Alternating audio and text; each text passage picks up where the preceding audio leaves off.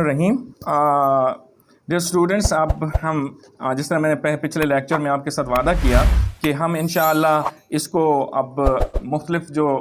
حکومتیں آئیں ان کے دور میں انہوں نے جس طرح ہماری خارجہ پالیسی کے ارتقائی پروسیس میں حصہ لیا اور اس کے ایوولوشنری پروسیس کو اسٹرینگتھن کیا، اس حوالے سے ہم بات کریں گے. تو ہمارا ایرا جو ہے وہ آپ کو پتہ ہے، جو ہم نے پچھلے لیکچر میں ڈسکس کیا ہے، وہ 1963 سے لے کے 1989 تک ہے. تو اس پیریڈ کو ہم نے اس کے حوالے سے ہم نے بات کی. اب اس پیریڈ میں 1963 سے لے کے 1989 تک جو حکومتیں آئیں پاکستان میں، انہوں نے کس طرح پاکستان کی خارجہ پالیسی کو بہتر کیا، یا انہوں نے کیا خارجہ پالیسی کے حوالے سے کیا، کیا ان کی کامیابیاں تھیں، کیا ان کی ناکامیاں تھیں، اب ہم اس حوالے سے بات کریں گے. چونکہ 1963 میں 58 میں مارشل لاء لگا، 62 میں پاکستان کا سیکنڈ کانسٹیٹیوشن آیا، ایوب خان صاحب نے کانسٹیٹیوشن دیا. اس کے بعد ایوب خان صاحب جو ہے پاکستان کے پریزیڈنٹ بنے، اور پاکستان کے پریزیڈنٹ بننے کے بعد انہوں نے جو خارجہ پالیسی اڈاپٹ کی اور جس حوالے سے انہوں نے کام کیا پاکستان کے بیرونی جو مفادات ہیں ان کے تحفظ کے لیے، اس حوالے سے ہم ایوب خان کو بھی اگنور نہیں کر سکتے، کیونکہ اس کی بہت ساری چیزیں تو ہم پچھلے لیکچر میں ڈسکس کر چکے ہیں. جو کل کا لیکچر تھا اس میں بھی ڈسکس کی، آج کا جو پہلا ہمارا لیکچر ہے اس میں بھی ہم نے ڈسکشن کی. لیکن میں پھر بھی اس کو ایک دفعہ آپ کی خدمت میں عرض کرنا چاہتا ہوں، کیونکہ یہ پیریڈ بڑا اہم ہے. ایوب خان نے اپنے دور کے جو پیریڈ ہے، اپنی جو حکومت کا پیریڈ ہے، اس کے آخری 6-7 سال 63 سے لے کے 1969 تک جو خارجہ پالیسی اڈاپٹ کی، اس میں انہوں نے جو اچیومنٹس کی وہ میں 1 بائی 1 جو ہے وہ آپ کے سامنے رکھتا ہوں. یہ وہ پیریڈ ہے ایوب خان صاحب کا پیریڈ جس میں پہلی اچیومنٹ یہ ہے کہ ہم نے پہلی اینٹ جو رکھی پاکستان نے چائنا کے ساتھ ریلیشن شپ کی، وہ اس پیریڈ میں رکھی گئی. یعنی پاکستان اور چائنا کا ریلیشن شپ جو ہے، عوامی جمہوریہ چین کا جو ریلیشن ہے، اس کی جو یہ مضبوط بنیادیں ہیں جن پہ آج ہمارے ریلیشن شپ کھڑی ہے، جس پہ ہم کہتے ہیں کہ ہمالیہ سے بلند ہے، سمندروں کی گہرائیوں سے یہ زیادہ گہری ہے، اور اس کو دنیا کے تمام جو طوفان اور چیزیں ہیں وہ اس کو متاثر نہیں کر سکتی. ہم ہمیشہ ایک دوسرے کے ساتھ رہیں گے. تو اس کی جو فاؤنڈیشنز ہیں وہ ایوب خان صاحب کے پیریڈ میں ہی رکھی گئیں. دوسری اہم بات کہ پاکستان نے پہلی مرتبہ مشرقی یورپ جو ہے وہ 2 حصوں میں، ویسٹرن اور ایسٹرن یورپ میں تقسیم تھا اس وقت بائی پولر ورلڈ کی وجہ سے. یہ جو مشرقی یورپ کے ممالک ہیں، یہ عمومی طور پر سارے کے سارے جو تھے یہ سوشلسٹ تھے، کمیونسٹ تھے. تو پاکستان نے اس پیریڈ میں، ایوب خان صاحب کے پیریڈ میں، اس بلاک کا سیٹو اور سینٹو کا، سیٹو سے تو نکل چکا تھا لیکن سینٹو ابھی تک موجود تھا، تو اس کا حصہ ہونے کے باوجود، امریکن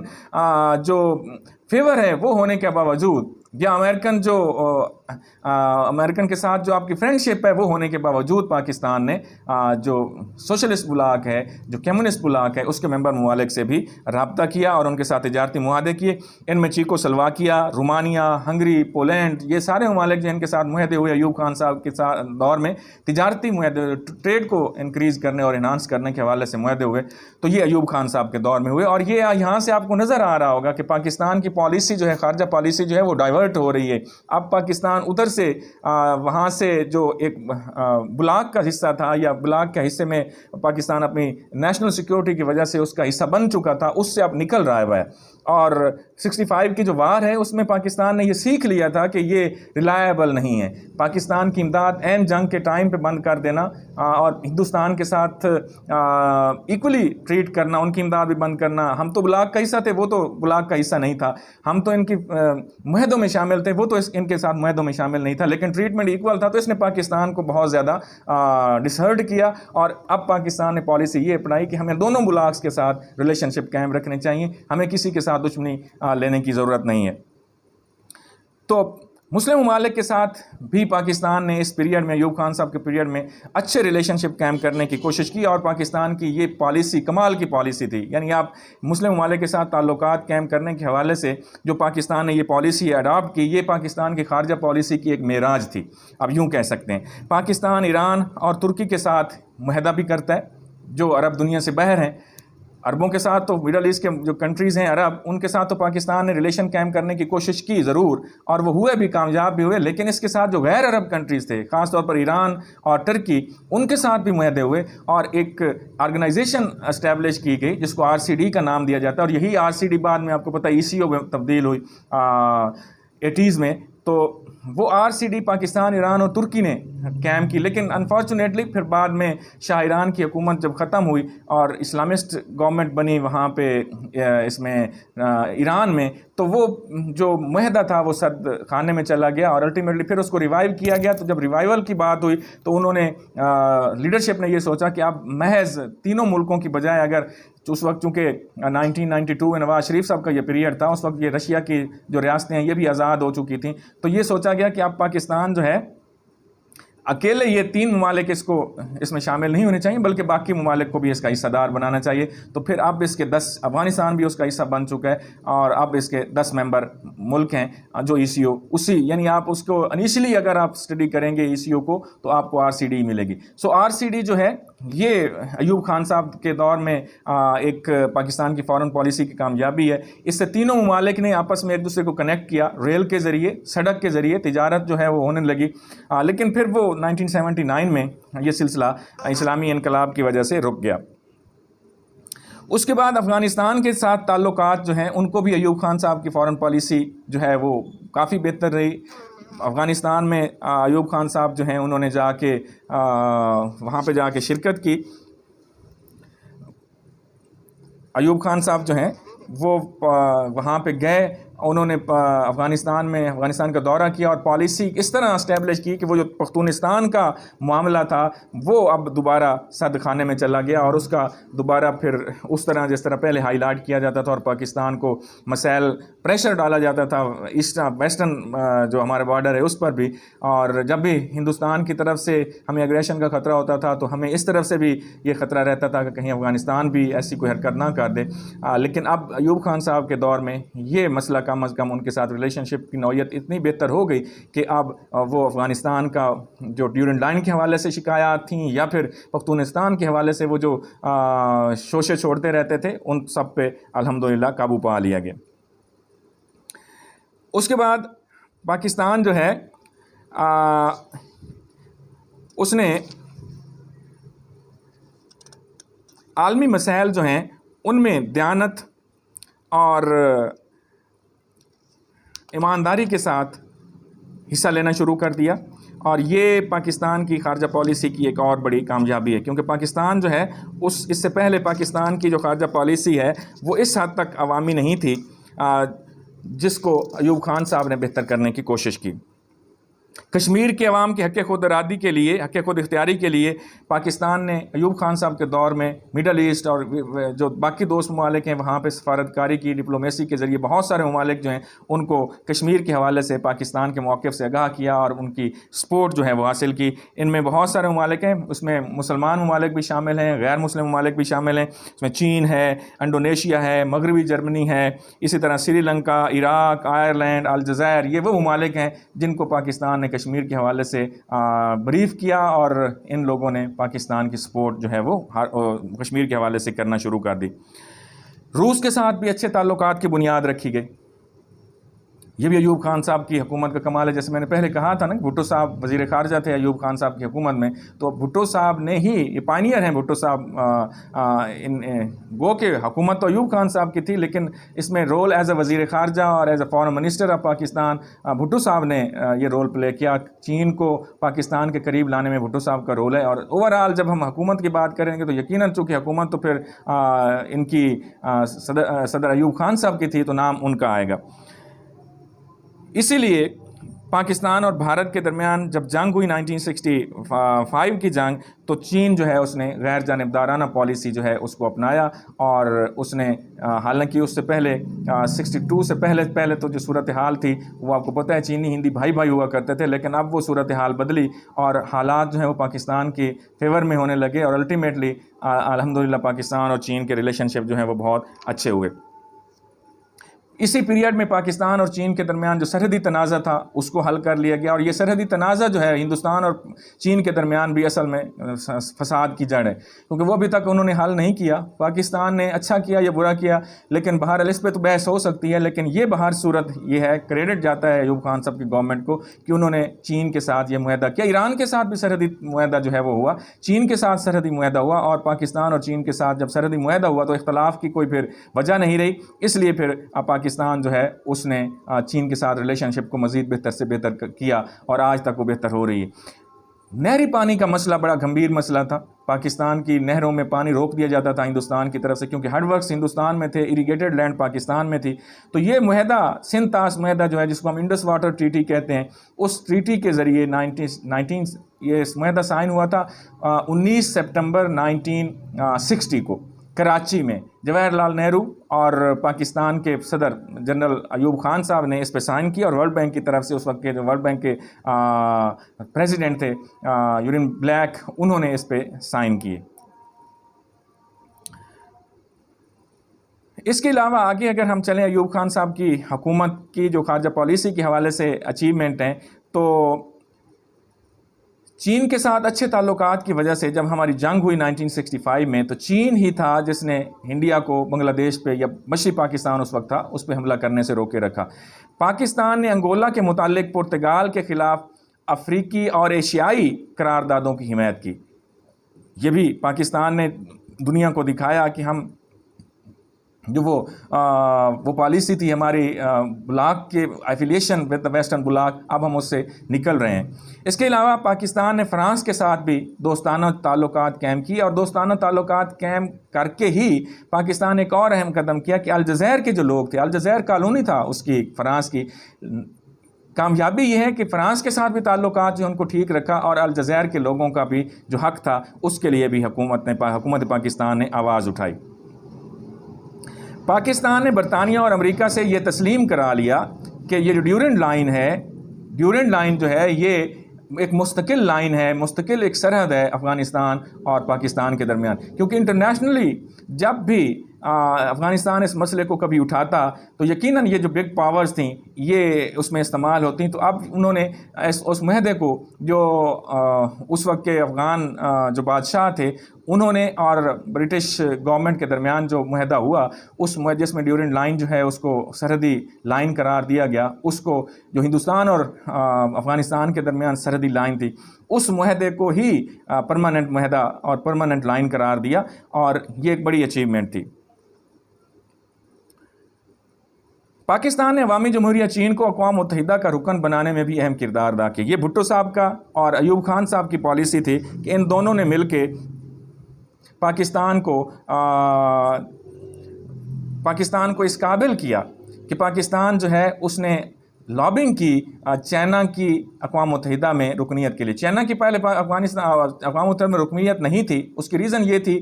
کہ جو اس سے پہلے سسٹم تھا چینی، جب انقلاب آیا وہاں پہ سوشلسٹ انقلاب آیا ماؤ زیدونگ کی کارکردگی سربراہی میں، تو وہاں پہ جو پہلی حکومت تھی وہ وہاں سے شفٹ ہو کے تائیوان میں شفٹ ہو گئی۔ تو اب بھی تائیوان جو ہے اس کی ایک حکومت ہے، وہاں پہ بادشاہی سسٹم ہے، اور وہاں پہ وہ سارا سسٹم ابھی وہ تائیوان جو ہے وہ موجود ہے، اور وہاں پہ جو بھی سسٹم ہے لیکن وہ سوشلسٹ سسٹم نہیں ہے۔ اور اب بھی چین جو ہے یہ اس کی پالیسی ہے کہ تائیوان جو ہے that is the part of China, اور اس کو چائنا کو واپس ملنا چاہیے، جس طرح ہانگ کانگ کے حوالے سے پالیسی تھی اور ہانگ کانگ واپس چائنا کو پھر ملا، اسی طرح تائیوان کے بارے میں بھی چائنا کی پالیسی کہ Taiwan is the integral part of China, people's republic of China, تو اس کو بھی ملنا ہے۔ تو اب چائنا تو ایک تھا اس وقت، چونکہ وہ چائنا جو تائیوان میں جو حکومت بیٹھی تھی چائنا کی، اس کو ریکگنیشن تھی اقوام متحدہ میں، تو اب عوامی جمہوریہ چین کا مطالبہ یہ تھا کہ اس کو چائنا کی رکنیت نہیں ملنی چاہیے، بلکہ ملک تو ہمارے پاس ہے، ہمیں ملنا چاہیے۔ تو اس کے لیے پھر لابنگ پاکستان نے کی، اور الٹیمیٹلی پھر چائنا کو اقوام متحدہ میں نہ صرف رکنیت ملی بلکہ سیکیورٹی کونسل کی رکنیت بھی مل گئی۔ تو یہ پاکستان کی ایک بہت بڑی کامیابی تھی۔ پھر اس کے بعد جو دور آتا ہے وہ یحییٰ خان کا دور آتا ہے، ایوب خان صاحب کے بعد وہ سال 2 سال کا جو یحییٰ خان کا دور ہے، اس میں مجموعی طور پر آپ کہیں تو یہ فیلئر آف فارن پالیسی تھا۔ یحییٰ خان کا پیریڈ ناکام رہی، اسی پیریڈ میں پاکستان 2 لخت ہوا۔ تاہم پاکستان نے وہ جو کنٹینیوس پالیسی تھی ایوب خان صاحب کے پیریڈ میں، چین کو اقوام متحدہ کی رکنیت دلوانے کے حوالے سے اس پالیسی کو جاری رکھا، اور یہ وہ پیریڈ ہے جس میں یحییٰ خان کا، جس میں چائنا کو اقوام متحدہ کی رکنیت ملی۔ گو کہ امریکہ، روس اور بھارت سب نے اس کی مخالفت کی، لیکن بہرحال پاکستان کی کوششوں سے جنرل اسمبلی نے پاکستان کی کوششوں سے چائنا کو وہ رکنیت دی، اور اس کا پھر دیکھیں آج تک پاکستان جو ہے وہ اس کا جو یہ احسان ہے وہ چائنیز آج تک نہیں بھولے. وہ اس کو جب بھی آپ ان سے مذاکرات کریں گے، بات کریں گے، تو ان کے ذہن میں یہ ہوتی ہے کہ پاکستان نے کتنے مشکل حالات میں چائنا کو سپورٹ کیا. 1969 میں جب مراکش میں پہلی اسلامی سربراہی کانفرنس منعقد ہوئی تو انہوں نے بھارتی نمائندے کو جو کہ غیر مسلم تھا کانفرنس میں شریک نہیں ہونے دیا. یہ آپ کہہ لیں کہ یحییٰ خان کی ایک اچھی بات تھی، کیونکہ بھارت ہمیشہ سے یہ کوشش کرتا رہا ہے کہ وہ OIC کا ممبر بنے، کیونکہ اس کا دعویٰ یہ ہے کہ چونکہ یہ مسلمانوں کی آرگنائزیشن ہے تو ہندوستان میں 20% of the total population is Muslim. سو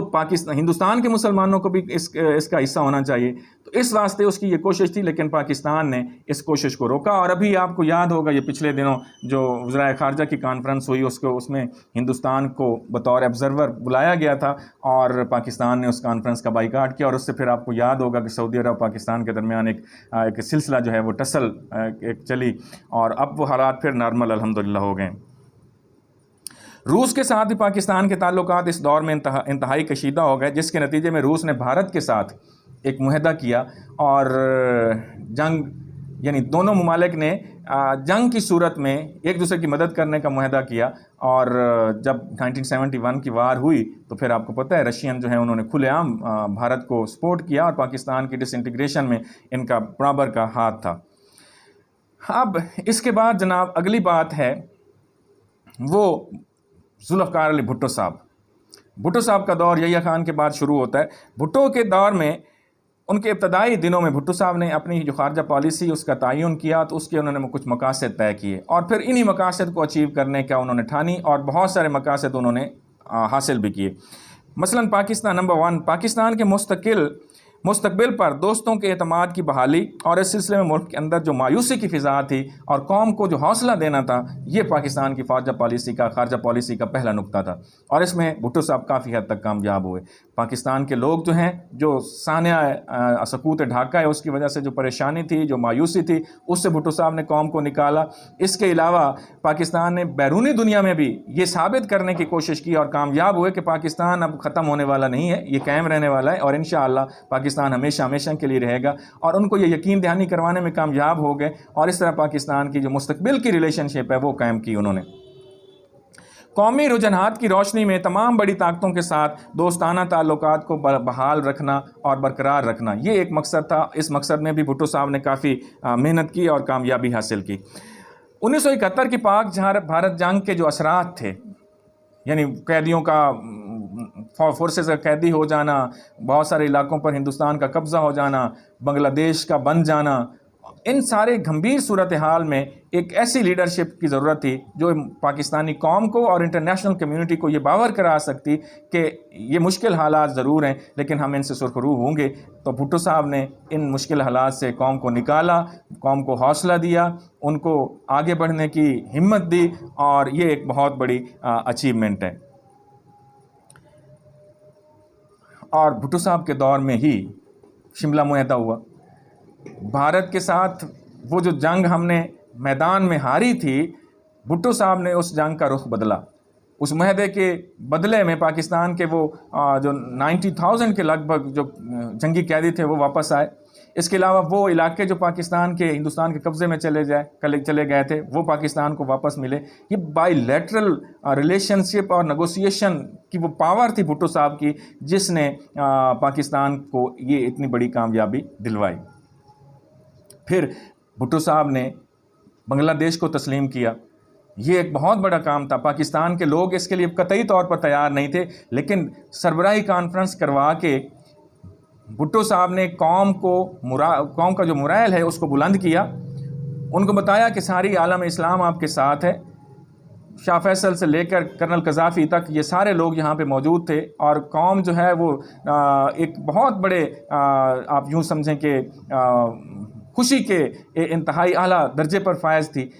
اور اس پیریڈ میں ان لوگوں کے سامنے بنگلہ دیش کو تسلیم کیا اور مجیب الرحمان کو انوائٹ کیا کہ وہ اس کانفرنس کا حصہ بنے. تسلیم کر لیا. ایک طرف قوم کو انتہائی اعلیٰ درجے کی خوشی دی، لوگ جو جذباتی طور پر شاہ فیصل اور کرنل قذافی سے محبت کرنے لگے، اور دوسری طرف پھر بنگلہ دیش بھی تسلیم ہو گیا. تو یہ جو لوگوں کی خوشی تھی اس میں بنگلہ دیش کو تسلیم کر لینا لوگوں کے لیے اتنا شاید پریشان کن نہیں ہوا اور آہستہ آہستہ پاکستان نے کرنا ہی تھا تسلیم، لیکن بھٹو صاحب نے ایک ایسی پالیسی اڈاپٹ کی تسلیم کرنے کے حوالے سے کہ اس سے لوگوں کا جو مورائل ہے وہ ڈاؤن نہیں ہونے دیا۔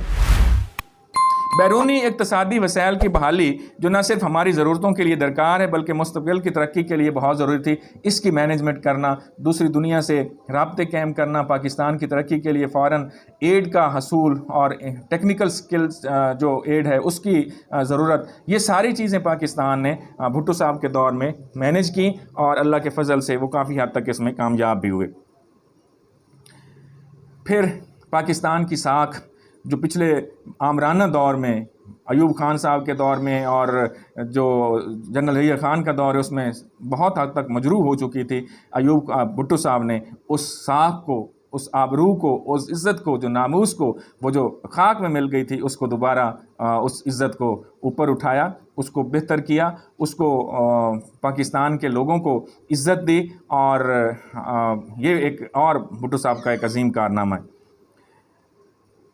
بھٹو صاحب کی خارجہ پالیسی کو مد نظر رکھتے ہوئے بھٹو حکومت نے دولت مشترکہ اور سیٹوں سے علیحدگی اختیار کی، اور عوامی جمہوریہ کوریا، مشرقی جرمنی اور عوامی جمہوریہ چین، اور اس کے ساتھ ساتھ ویتنام اور نیشنل یونین آف کمبوڈیا، ان کی حکومتوں کو تسلیم کیا۔ اب یہ سارے جتنے میں نے گنوائے یہ سارے کے سارے سوشلسٹ کنٹریز ہیں۔ ایک طرف ان کو خیر بات کہا جا رہا ہے، ویسٹرن بلاک کو خیر بات کہا جا رہا ہے، اور دوسری طرف یہ جو سوشلسٹ بلاک ہے، جو کمیونسٹ بلاک ہے، اس طرف رجوع کیا جا رہا ہے۔ تو یہ ایک پالیسی شفٹ ہمیں نظر آ رہی ہے، تو یہ کارنامہ بھی بھٹو صاحب کا ہے۔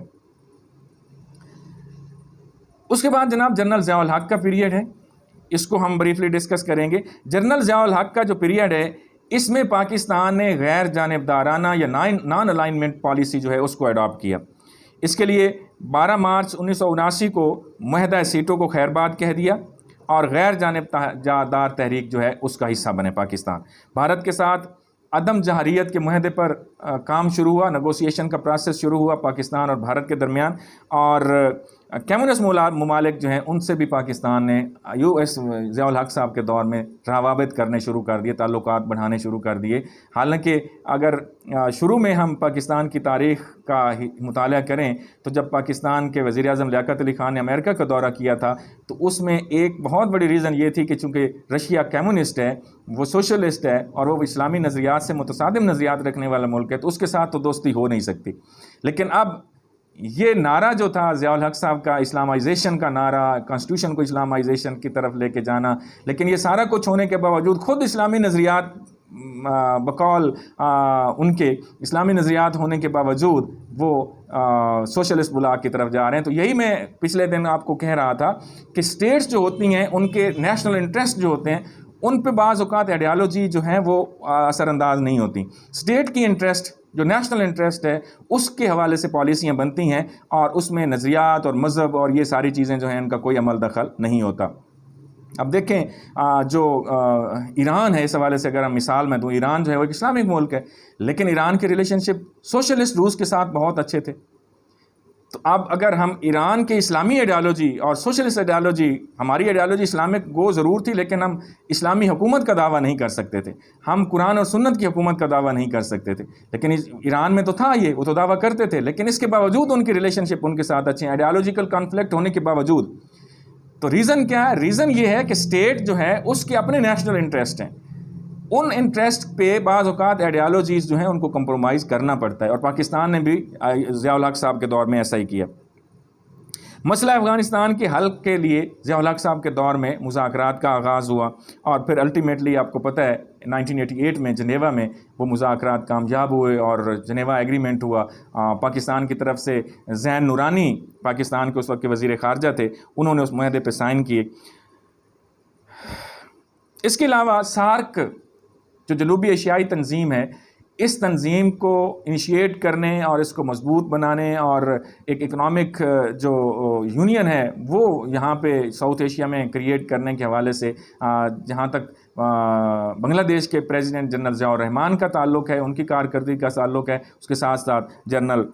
جو ہمارے ضیاء الحق صاحب تھے، انہوں نے بھی اس میں بڑا اہم رول پلے کیا. تو یہ بھی ان کی سارک کا جو بننا ہے اس میں بھی ان کا ضیاء الحق صاحب کی پالیسیوں کا بڑا کردار ہے. فلسطین کی حقوق، فلسطین کی عوام کے حقوق کی بحالی، ان کے لیے ان کے رائٹس کے لیے لڑائی، اور یہ اس کے لیے انتھک کوششیں کی ضیاء الحق صاحب نے. اسی طرح پاکستان اس دور میں ایران عراق جنگ ہوئی جو 5 سال چلتی رہی، تو پاکستان نے اس جنگ میں کسی کا ساتھ دینے کی بجائے نیوٹرل پالیسی اڈاپٹ کی اور دونوں میں صلح کروانے کے لیے بھی بڑی کوششیں کی. تو اور یہ وہ پیریڈ ہے جس پیریڈ میں پاکستان نے اپنا ایٹمی جو پروگرام ہے اس کو بھی مکمل کیا، آلموسٹ بغیر دعویٰ کیے مکمل کیا. تو یہ بھی ضیاء الحق کی خارجہ پالیسی کی ایک کامیابی ہے. اس کے بعد آپ کو پتہ ہے الیکشن ہوئے 1985 میں، محمد خان جنیجو جو ہیں وہ پاکستان کے وزیر اعظم بنے. 23 مارچ 1986 کو وزیر اعظم محمد خان جنیجو نے یہ اعلان کیا کہ ان کی حکومت ملکی تحفظ کو یقینی بنائے گی اور بین الاقوامی برادری میں پاکستان کے وقار کو آگے بڑھائے گی. چنانچہ اس سٹیٹمنٹ کی روشنی میں انہوں نے کافی سارے اقدامات کیے. بھارت کے ساتھ سرحدوں پر جو کشیدگی پائی جاتی تھی، اس سلسلے میں اپنی کوششوں کو جاری رکھا، مذاکرات کیے اور کافی حد تک اس کشیدگی کو کم کرنے میں بھی کامیاب ہوئے. اور اس ضمن میں ہندوستان اور پاکستان کے درمیان ایک معاہدہ بھی ہوا جو سرحدی تنازعات تھے اور جو سرحدی جھڑپیں ہو رہی تھیں ان کو سیٹل ڈاؤن کرنے کے حوالے سے. سارک سربراہ کانفرنس میں شرکت کر کے مسئلہ افغانستان کے سلسلے میں سارک ممالک جو ہیں ان کی حمایت حاصل کی اور مسئلہ افغانستان کو حل کرنے کے لیے روس سے اپریل 1988 میں معاہدہ کیا، جس کو میں اس معاہدے کا جنیوا معاہدہ کے نام سے جو جانا جاتا ہے. اور اس میں روسی فوجوں نے وڈرال کی اسی معاہدے کی وجہ سے. اب یہ جو معاہدہ ہے نا، یہ اس بارے میں کہا جاتا ہے، میں بھی اس میں یقیناً سچائی بھی ہوگی کہ اس معاہدے کی جو ٹرمز اینڈ کنڈیشنز تھیں ان سے ضیاء الحق صاحب متفق نہیں تھے. ضیاء الحق صاحب کچھ اور چاہتے تھے، کچھ اور زیادہ چاہتے تھے. تو جنیجو صاحب نے ان کی یہ بات نہیں سنی. تو اسی وجہ سے بعد میں پھر جنیجو صاحب کی حکومت جو ہے اس کو انہوں نے ختم کر دیا، اسمبلی جو ہے اس کو ڈیزالو کر دیا. امریکہ سے حساس ٹیکنالوجی، چین سے ایٹمی ٹیکنالوجی، اس کے حصول کا معاہدہ کیا جنیجو صاحب نے کیا ضیاء الحق صاحب کے دور میں. برطانیہ، بیلجیم، فرانس اور ٹرکی، کوریا، چین، جاپان، بھارت، سعودی عربیہ، کویت، ملیشیا اور متحدہ عرب امارات جیسے ممالک کے جنیجو صاحب نے دورے کیے اور ان ممالک کے ساتھ اپنے تعلقات کو بہتر بنانے کی کوشش کی اور جس میں وہ کافی حد تک کامیاب بھی ہوئے.